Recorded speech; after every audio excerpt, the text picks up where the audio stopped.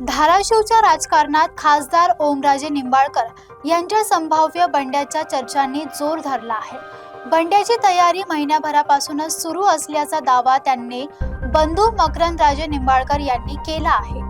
दुसरीकडे शिवसेनेचा बालेकिल्ला कायम राखण्यासाठी पक्ष संघटना सक्रिय झाली असून 28 जूनच्या उद्धव ठाकरे यांच्या सभेपूर्वी गावोगावी बैठका सुरू आहेत.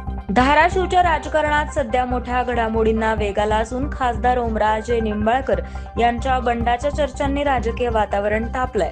बंडाचं नियोजन महिनाभरापूर्वीच सुरू असून असा दावा त्यांचे बंधू मकरंदराजे निंबाळकर यांनी केलाय. या दाव्यानंतर राजकीय वर्तुळात विविध चर्चांना उधाण आलंय.